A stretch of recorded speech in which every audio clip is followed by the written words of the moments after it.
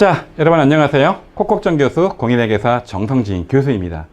이번 시간에는 자산 부채 수익 비용의 개념 그리고 회계 등식에 대한 내용을 알아보도록 하겠습니다. 자, 오늘 내용 본격적으로 알아보도록 할게요. 자, 먼저 출제 경향부터 보도록 하겠습니다.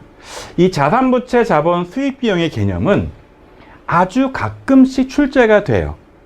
근데 여러분 이게 어려운 내용이 아니에요. 저랑 이미 자산, 부채, 자본, 수익, 비용을 제가 딱히 교과서적으로 딱 정해드리진 않았지만 몇 차례 강의를 통해서 여러분들이 강의를 들었다면 아하 저게 뭐구나 느낌은 있을 거예요.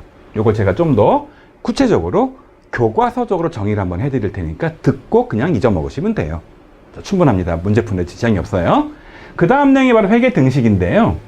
요게 여러분이 보시기에 조금 어려울 수 있어요. 근데 2회 시험마다 한 문제가 출제되는 겁니다.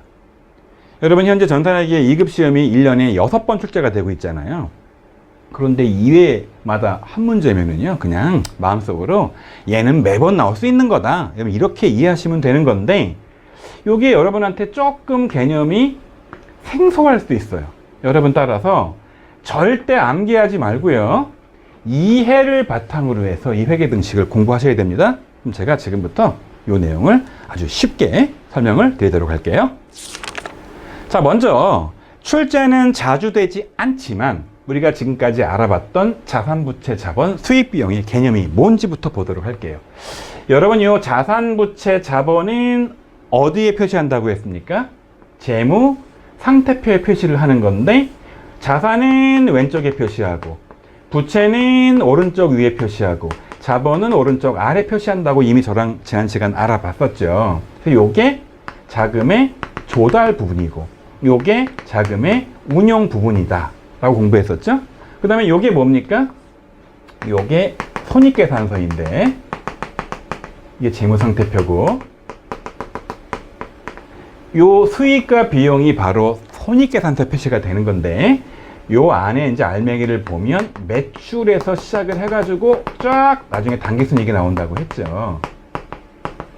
여러분 다시 말하지만 요 구체적인 알맹이에 해당하는 계정 과목에 대해서는 지금 염두에 두지 마시고 나중에 제가 설명 자세히 드린다고 했죠. 요 단기순이익이 자본의 항목인 이익 잉여금으로 옮겨간다 설명을 드린 적이 있었죠. 여러분 요거를 제가 구체적으로 한번 교과서적으로 정의를 한번 해볼게요. 자, 자산이 뭐고 부채가 뭐고 자본이 뭐고 수익 비용이 뭐냐 재무의 상태를 보여주는 게 이 세 가지죠. 자산은요 과거의 거래로 현재 기업에 의해 지배가 되고 이게 누구 거라는 겁니까? 이게 특정 기업 거라는 거죠. 여기 있는 게 이 회사 거잖아요.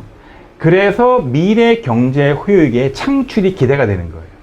이 자산 안에는 수많은 항목들이 있어요. 뭐 현금, 예금, 뭐 그 외상 매출금, 재고 자산 안에 원재료, 제품, 상품, 무슨 토지, 건물, 차량 운반부 되게 많은 것들이 있거든요. 이거 왜 가지고 있는 겁니까? 회사가 이 자산들을 지배하면서 이거를 이용해서 나중에 이렇게 돈을 벌어들이려고 있는 거 아니겠습니까? 그래서 미래에 경제 효익이 창출되는데 이건 앞으로 벌 거예요. 그런데 여러분 이거를 갖고 있다는 이야기는 내가 돈 주고 차량을 샀다는 얘기고 돈 주고 토지를 샀다는 얘기고 이미 과거의 거래로 발생한 거예요. 자산은 옛날 거래로 발생해서 앞으로 돈 벌기 위해서 갖고 있는 자원이다. 그렇게 이해하시면 돼요. 흔히 말하는 우린 재산이라고 표현하는데 재산의 교과서적인 성질이 이거라는 겁니다. 자, 그 다음 미래 타인한테 갚아야 할 경제적 의무. 쉬워요. 그냥 빚이야 빚. 우리 쉽게 말하면 자본. 자산에서 부채를 차감한 잔액이죠. 그래서 거꾸로 회사를 만약에 청산한다 가정을 한번 해볼게요. 회사를 없앤다 그럼 있는 재산 싹 다 팔아가지고 갚을 빚 갖고 나면 이게 다 누구 겁니까? 이게 주주 거 아니겠습니까? 그래서 주주가 청구권을 가지는 거죠. 주주가 그래서 이걸 뭐라고 부른다? 자기의 자본이다 이렇게 부르기도 한다는 거죠. 자, 수익이 뭡니까? 벌어들인 돈인데 경영활동으로 자 획득한 자산의 유입이에요. 내가 뭔가 매출을 하잖아요. 이게 수익의 한 종류입니다. 수익은 여러 가지가 있는데요. 회사가 장사해서 판 매출로 벌어들일 수도 있지만 또 한편으로 이자를 벌어들일 수도 있어요. 이 이자 수익도 수익입니다. 이자로 돈을 받던, 물건 팔아 돈을 받던 뭔가를 벌어들이면 회사의 자산이 늘어납니다. 따라서 내가 돈을 벌어들이면 당기순이익이 늘죠. 당기순이익은 이 자본으로 가는 거죠. 이익잉여으로 동시에 갖고 있는 자산이 느는 거죠. 자, 이런 겁니다. 비용이 뭡니까? 쓴 돈이죠. 쓴 돈. 자, 경영활동에서 수익을 획득하기 위해서 발생한 자산의 유출이나 사용이에요. 무슨 얘기냐? 이 돈을 벌어들이려면 이 안에 어떤 것들이 들어가냐면요, 비용으로, 마이너스로 매출할 때 매출 원가가 들어가지 않습니까? 직원들 급여도 급여도 줘야겠죠? 돈 빌리면 이자 비용도 내야겠죠? 이것들이 다 비용의 한 종류예요. 자, 매출 원가 왜 쓴 겁니까? 물건 팔려고. 급여 왜 쓴 겁니까? 물건 팔려고 직원 뽑았으니까. 결국 매출이 뭡니까? 수익이죠. 수익을 벌어들이기 위해서는 뭔가를 직원한테 월급을 줘야 되고, 돈을 줘야 되고, 자, 매출 원가 재고가 나가야 되고, 자산이 없어져요. 수익은요, 자산의 유입 플러스 부채의 감소예요.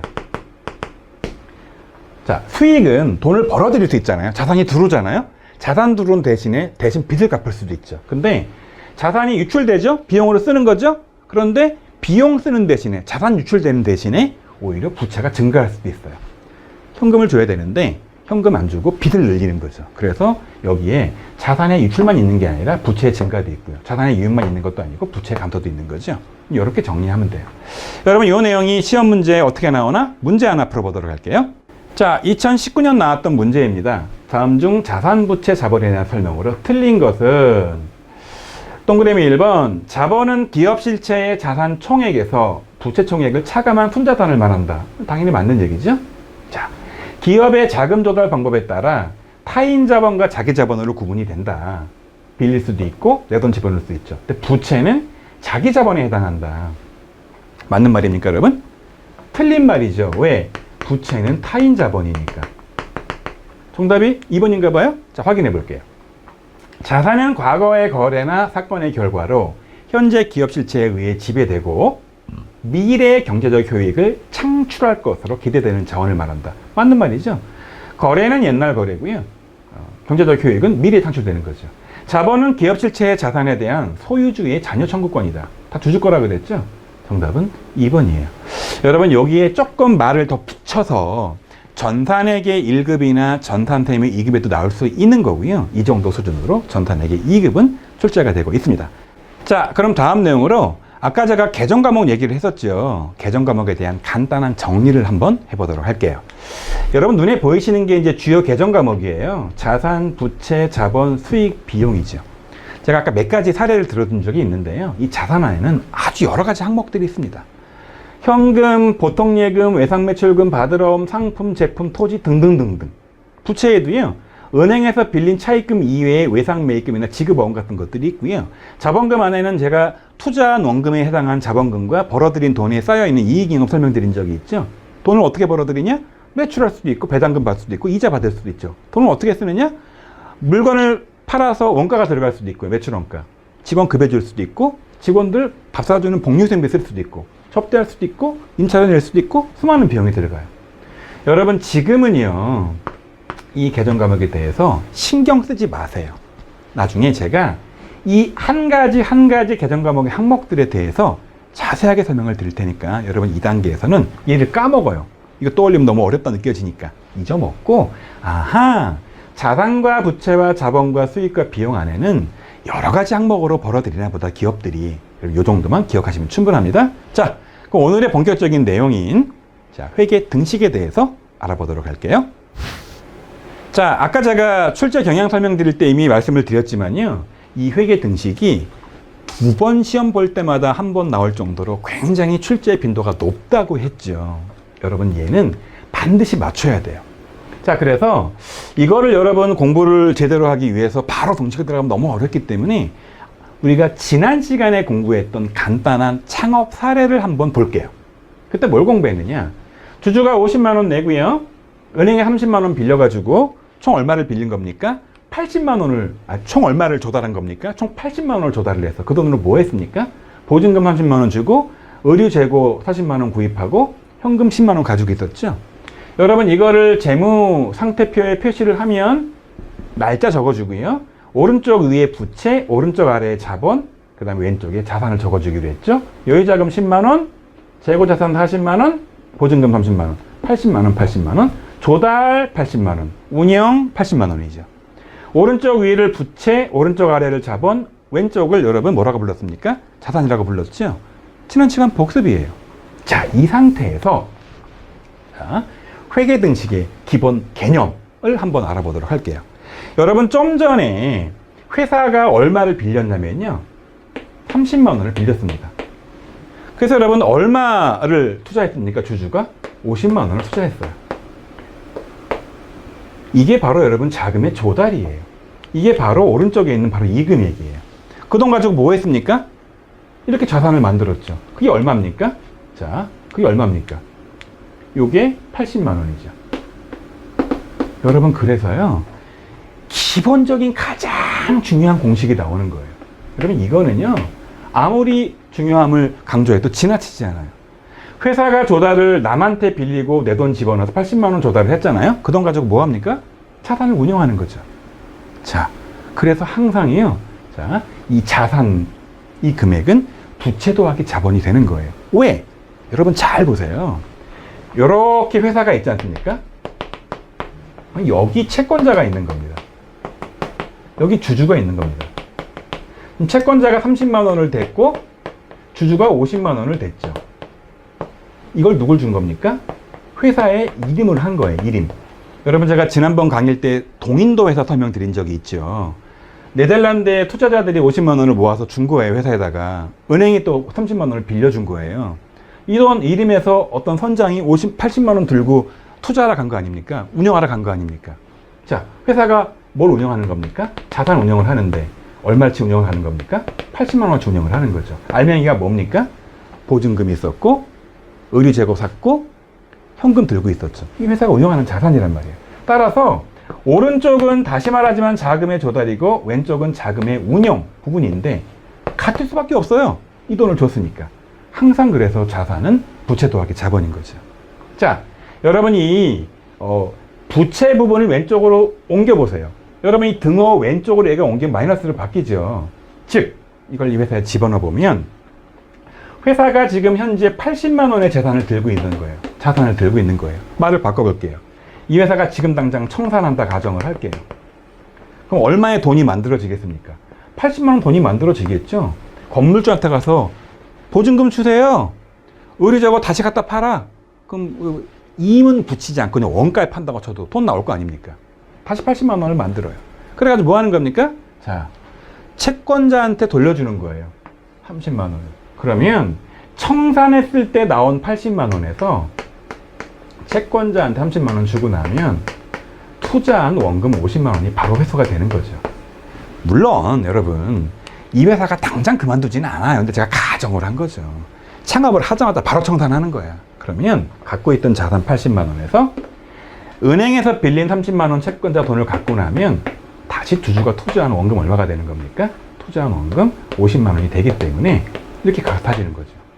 여러분 그래서 자산은 부채 더하기 자본이잖아요. 부채가 가면 암기할 수도 있어요. 자산 빼기 부채는 자본이다. 근데 암기하지 마시고요. 회사에 갖고 있는 총재산 자산에서 갚을 빚을 빼고 나면 나머지 건 누구다? 누구 거다? 주주 거다. 여러분 이렇게 이해하시면 되는 거예요. 이런 식으로 회계 등식이 변형이 되는데요. 여러분 기본적으로 나중에 공부할 내용이에요. 이 등호 기준으로 왼쪽을 차변이라고 부르고요. 이 등호 기준으로 오른쪽을 대변이라고 불러요. 여러분 절대 지금 차변 대변 이해하실 필요 없습니다. 그래서 왼쪽에 있는 차와 오른쪽에 있는 대가 같기 때문에 이거를 대차가 같다. 조금 말은 어려운데요. 이걸 뭐라고 부르는 거냐? 대차가 평균을 이루고 있다. 밸런스를 이루고 있다. 라고 해서 대차 평균의 원리라고 부르기도 합니다. 여러분 그래서 회계 등식 그럼 바로 이 공식을 떠올리시는 거예요. 자산은 부채 더하기 자본이다. 말을 바꾸면 부채와 자본으로 조달해서 자산을 운영할 수 있게 사용한다. 그런데 이 왼쪽을 나중에 차변이라고 부르고 오른쪽을 대변이라고 부른다고 공부한다고 했죠, 나중에. 그래서 차대가 같다. 다른 말로 대차 평균의 원리다. 여러분 그렇게 이해하시면 되는 겁니다. 자, 여러분 이 공식을 제가 조금만 더 확장을 한번 해보도록 할게요. 자, 바로 거래 발생 후에 이 회계 등식이 어떻게 바뀌냐를 보여드리는 거예요. 아, 은행에서 이제 10만 원을 추가 차입한다 라고 가정을 하겠습니다. 이거 근거에 예치하는 거예요. 그럼 상상을 한번 해보세요. 은행에서 10만 원을 더 빌려와. 그럼 여러분 차입금이, 다른 말로 이걸 부채라고 부른다고 그랬죠? 이게 10만 원이 증가하겠죠. 동시에 여러분 은행에서 빌려온 돈이 근거에 10만 원이 쌓이니까 현금도 증가하겠죠. 이해는 되시죠? 돈 빌려왔으니까 빚도 증가하고 내 돈도 증가하잖아요. 자산, 그러니까 내 근거에 내 재산도 증가하잖아요. 여러분 이거를 제가 재무제표 표시를 한번 해볼게요. 이게 여러분 이 아까 회사를 처음 만들 당시의 금액이에요. 이 30만 원에다가 10만 원 더 빌렸으니까 얘가 얼마를 바뀔까요? 여러분 이게 40만 원으로 바뀝니다. 그러면 타인 자본이 이제 40으로 바뀐 거고 내 돈이 50이니까 합치면 얼마로 바뀌어야 되는 겁니까? 이게 90으로 바뀌어야 되는 거예요. 자, 잘 보세요 여러분. 지금 단계에서는 왼쪽 금액과 오른쪽 금액이 80, 90 안 같죠? 자, 이게 잘못된 거예요. 왜? 근거에 아까는 10만 원이 있었지만 10만 원 돈을 더 빌려와서 현금이 증가했죠? 이게 얼마로 바뀌어야 되는 겁니까? 이게 20으로 바뀌어야 되는 거예요. 여러분 따라서 다시 개를 내보면 2, 4, 7이니까 이게 얼마로 바뀌냐? 90으로 바뀌어요. 즉, 차대가 같아요. 왼쪽, 오른쪽이 같아요. 운영과 조달이 같아요. 여러분 그래서 항상 자금의 조달 우측 부분과 자금의 조달 왼쪽 부분, 자, 나중에 설명드린다고 했지만 이거를 전문 용어로 차변이라고 부르고 오른쪽을 대변이라고 부른다고 그랬죠. 항상 이 대와 차는 같기 때문에 대차 평균의 원리라고 불렀죠. 즉 특정 거래가 발생하고 난 다음에도 자, 회계 등식은 역시 변동이 없어요. 여러분 이 내용 바탕으로 제가 조금 더 확장된 개념들을 설명드리도록 할게요. 자, 바로 순이익이 발생을 하고 현금이 증가한 다음에 재무상태표를 보여드리려고 해요. 무슨 얘기냐? 아까 제가 이제 은행에서 돈 10만 원 더 빌려온 거를 사례로 들었는데요.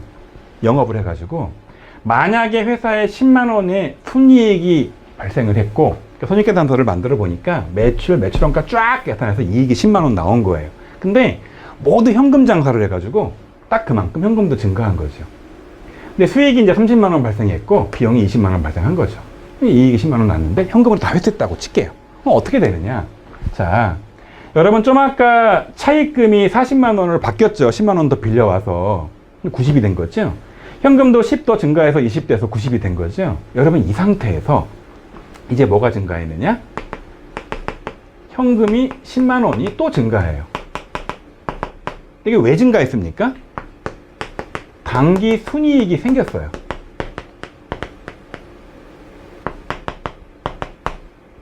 여러분 이게 그래서 설명드렸잖아요. 이렇게 손익계산서를 만들면 맨 마지막에 당기 순이익이 10만 원 생기면 20만 원 어디로 간다고 그랬습니까? 손익계산서 이거?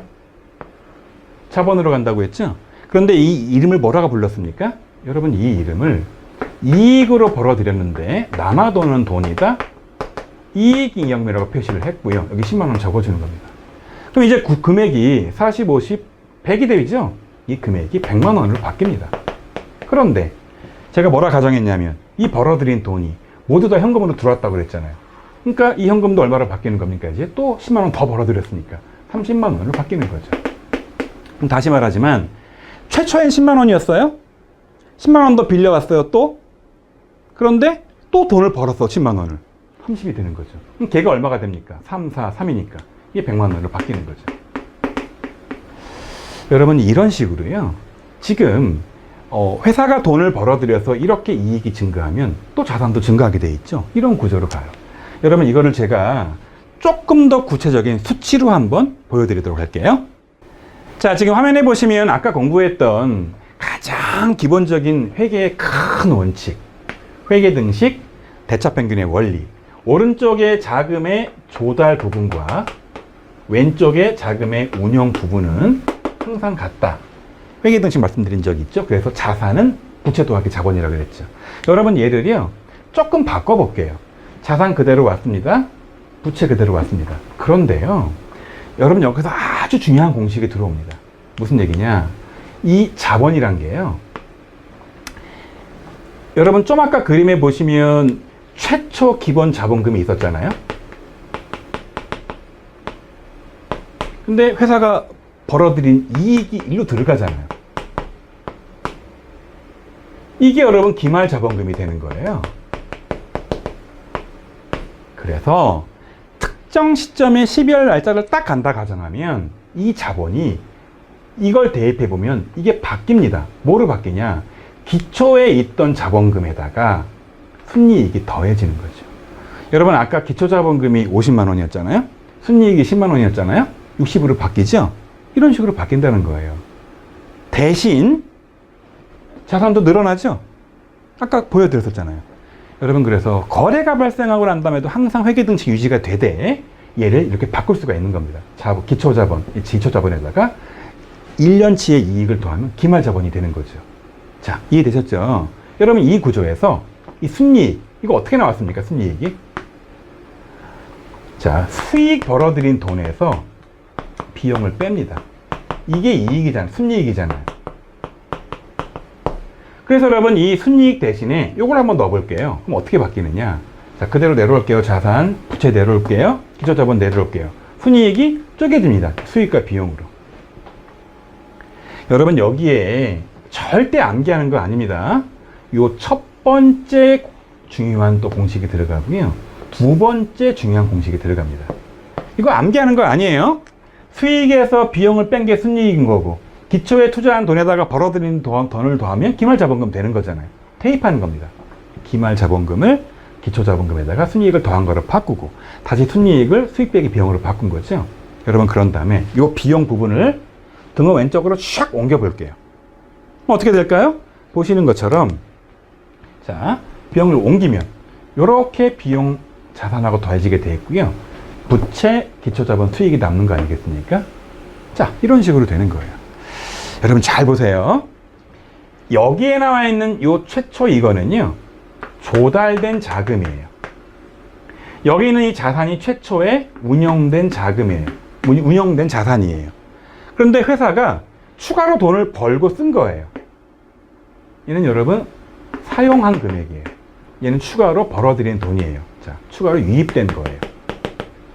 여러분 얘를 어떻게 이해할 수 있느냐? 아하, 오른쪽이 자금의 조달이라고 불렀고 왼쪽이 자산의 운영이라고 불렀는데 항상 왼쪽 오른쪽은 같다 그랬잖아요. 여러분 이렇게 기억을 하시면 돼요. 아, 회사가 어떻게 자금을 조달하느냐? 여러분 기본적으로 조달을 어떻게 합니까? 어떻게 하기는요? 빌리는 거죠. 타인 자본으로. 어떻게 하기는요? 내 돈 투자하는 거죠. 자기 자본으로. 어떻게 하기는요? 벌어들이는 거죠. 그래서 자, 잘 보세요. 회사가 시작할 때는 이런 식으로 부채와 자기 자본, 기초 자본으로 조달을 합니다. 그런 다음에 회사의 경영의 성과, 영업의 결과로 추가로 벌어들이는 거죠. 자, 또 어떻게 자금을 운영하느냐? 자, 최초로 이 조달된 자금 가지고 자산을 운영한 다음에 추가적으로 영업의 과정에서 씁니다. 사용합니다. 비용이죠. 자, 여러분 그래서 핵심적인 내용은 바로 두 가지인 거예요. 요게 첫 번째 중요한 1번이에요. 아하, 자산은 부채 더하기 자본이다. 이게 어디 있는 겁니까? 여기 하나 있죠? 여기 하나 있죠. 자, 그 다음에 이게 두 번째 중요한 거예요. 자, 뭐냐? 아, 추가적으로 유입된 돈, 수익이 조달되는 돈이구나. 또 하나가 비용 왼쪽에 사용되는구나, 운영되는구나. 그럼 이렇게 이해하시면 됩니다. 한마디로 정리하면은요, 회사는 부채와 기초자본과 수익으로 돈을 벌어들이고요. 이걸로다가 자금을 조달하고요.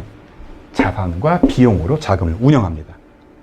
이렇게 가장 중요한 첫 번째와 두 번째를 기억을 하시고요. 그 과정에서 기초자본금에다가 순이익을 더한 게 기말 자본금이 되는 거고요.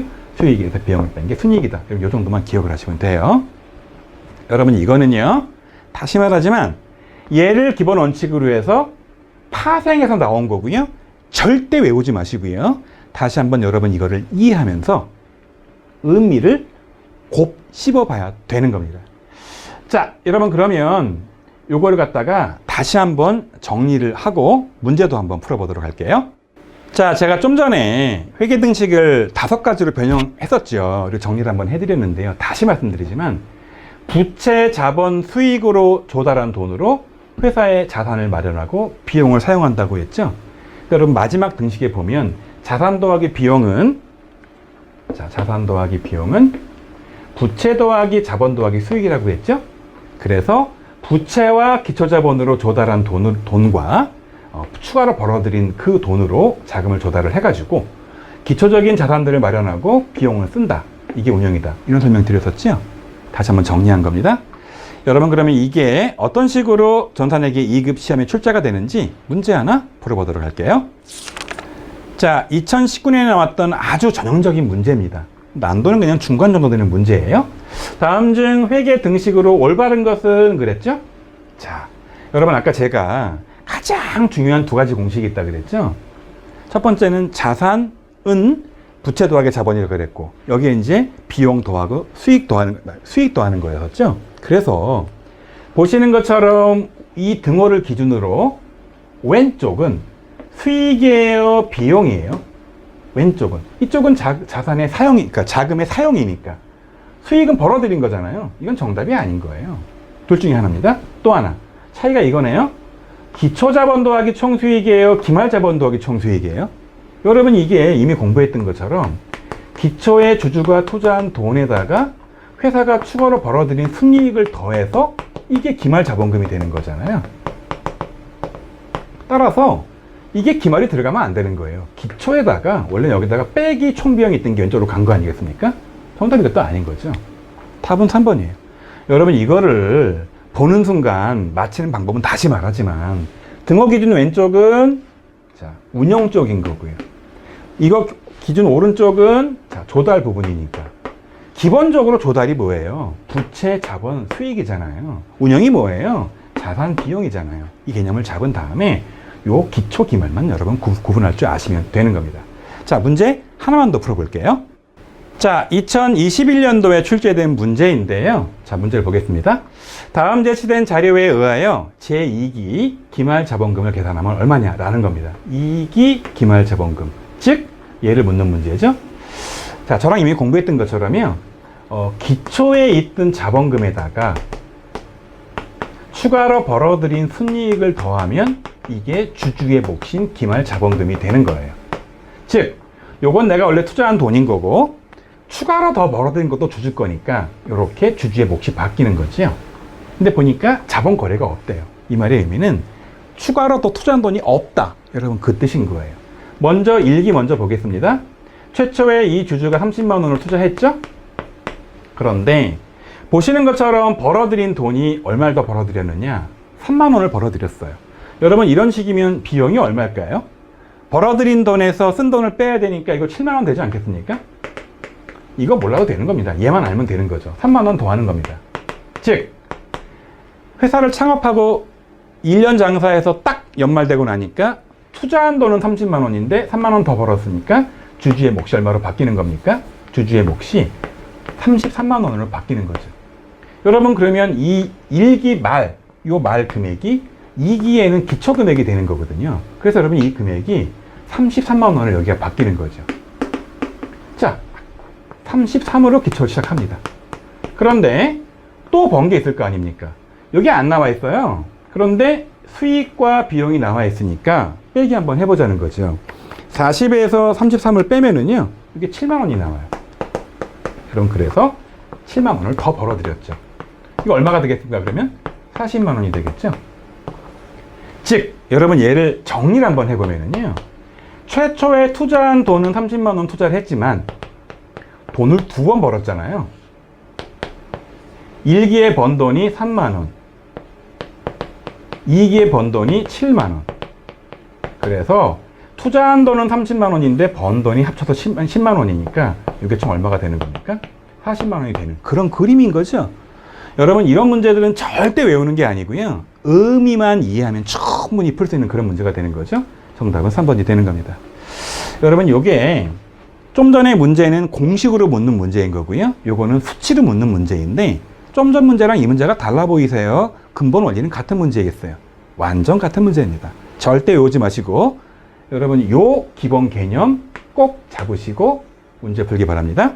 자, 한 문제만 더 풀어볼게요. 자, 2016년에 출제된 문제이고요. 자, 문제 보겠습니다. 다음 중 빈칸에 들어갈 금액으로 옳은 것은 그랬습니다. 좀 양식이 달라졌죠? 자, 기초자본금이 10만 원이 있고요. 기말에 자산, 부채, 자본이 있고 당기순이익이 10,000원이래요. 자, 여러분 여기서 가장 기본적인 공식이 바로 뭐냐? 기초에 투자한 자본금이 있었고요. 여기다가 순이익을 더하면 이게 주주의 새로운 몫인 기말 자본금이 된다고 했죠. 자, 이 볼게요. 이게 얼마입니까? 이게 써있네요. 10만 원이래요. 자, 얼마를 벌어들인 겁니까? 10,000원을 벌어들였어요. 얼마가 되는 겁니까? 11만 원이 되는 거예요. 여러분, 그래서 일단 이 기말 자본금 나에 해당하는 내용이 11만 원이 되기 때문에 둘 중에 하나가 되는 겁니다. 여러분, 이거 써볼게요. 여기다가요. 11만 원. 그럼 보세요. 기말 안에. 자산이 얼마인지 모르겠지만 이게 가락을 했고요. 요게 부채가 9만 원이고 지금 계산된 자기 자본이 11만 원이니까. 자, 이게 얼마가 될까요? 얼마가 되기는요. 더하면 20만 원이 되는 거죠. 따라 정답은 3번이 되는 겁니다. 이런 식으로 고르면 돼요. 또 한번 질문 드려볼게요. 지금 양식은 완전히 달라요. 여러분, 그런데 이 문제나 좀 전 문제나 그 전에 공식으로 묻는 문제나 근본적인 내용은 다른 거기에 같은 거기에요? 근본 내용은 같습니다. 자, 여러분 이상 공부한 내용 정리 한번 해보도록 할게요. 자, 여러분 오늘은 두 가지를 공부했죠. 첫 번째가 자산, 부채, 자본, 수익, 비용의 간단한 개념 정도를 공부를 했습니다. 자, 그 중에 더 중요한 거 바로 회계 등식이었죠. 여러분, 회계 등식은 크게 몇 가지로 변형이 된다고 했지만 가장 먼저 핵심되는 게 이거라고 했죠. 오른쪽은 자금의 조달, 왼쪽은 자금의 운영이라 그랬습니다. 여러분, 이거를 한 번만 변형을 하면 이 자본이란 게, 자, 기초에 투자한 돈이 있을 거고 단기에 추가로 벌어들인 돈이 있기 때문에 기초자본금에다가 추가로 벌어들인 이익을 더하면 기말자본금이 되다 보니 자본 자리에 얘를 집어넣으면 자, 기초자본금과 순이익으로 바뀐다고 했죠. 그런데 순이익은 여러분 다시 수익에서 비용을 빼는 거라 그랬죠. 그래서 이 순이익 자리에다가 수익과 비용을 집어넣으면 이런 식으로 바뀐다고 했죠. 다시 비용을 옮기면 이런 식으로 된다고 했죠. 여러분, 그래서 다시 말하지만 요 첫 번째가 중요한 내용이라고 했고요. 그 다음에 이 두 번째가 중요한 내용이라고 해서 이거는 조달된 자금인 거고요. 요건 벌어들인 돈이어서 이런 식으로 자금적으로 조달한 부분도 있고 벌어서 조달한 부분도 있고 여기는 조달이 되는 거 아니겠습니까? 그 다음에 이런 식으로 이제 조달된 자금으로 뭔가 자산을 마련을 하고 비용을 추가로 쓰는 거, 이런 식으로 자금이 운용된다고 했죠. 회계 등식은 그래서 조달된 자금 부분과 운용된 자금 부분이 같다라는 게 큰 원칙이라고 했습니다. 여기 두 번째 중요한 공식이라 그랬죠. 다시 말하지만 항상 그래서 비용은요 왼쪽에 있어야 돼요. 왜? 운용된 부분이니까. 수익은 항상 오른쪽에 있어야 돼. 왜? 벌어들인 부분이니까. 조달된 부분이니까. 요거 기억하고 푸시면 되고요. 이 과정에서 여러분 암기하는 거 아니에요. 또 다른 중요한 공식, 기초자본에다가 순이익을 더하면 주주의 새로운 몫인 기말자본이 되는 거고 수익에서 비용을 빼는 게 순이익이다. 그 다음 사이드에 중요한 공식이 이용됐다. 이렇게 기억하시면 되는 겁니다. 여러분, 다시 말하지만 이 회계 등식은 2회 시험마다 한 문제가 나올 만큼 매우 빈도가 높은 내용이기 때문에 여러분 절대 외우지 마시고요. 설명드린 이해를 바탕으로 해서 꼭 출제가 되면 마치시기 바랍니다. 다음 시간에 또 다른 전산회계 2급 내용으로 만나 뵙도록 할게요.